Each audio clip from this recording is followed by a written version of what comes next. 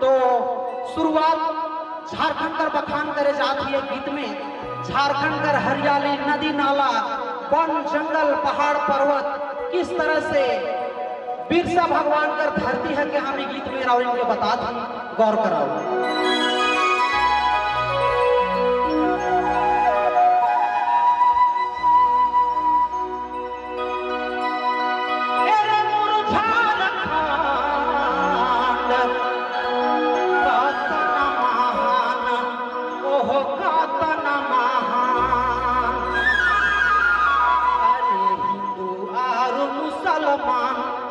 सिख ईसाई संगे संग झारखंड में शान है रे, कातन महान, ओहो कातन महान। देखो भैया, चूंकि हमारा झारखंड राज्य एक ऐसा राज्य है कि राज्य में हिंदू, मुस्लिम, सिख, ईसाई सब कोई एक अखाड़ा में, एक मंच पे एंजॉय करेला। ये हम इनकर लिए बहुत खुशी कर बात है।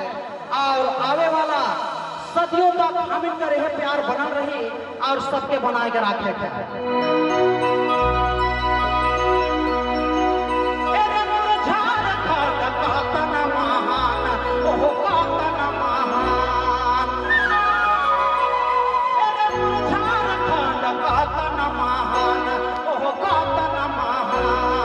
हिंदू और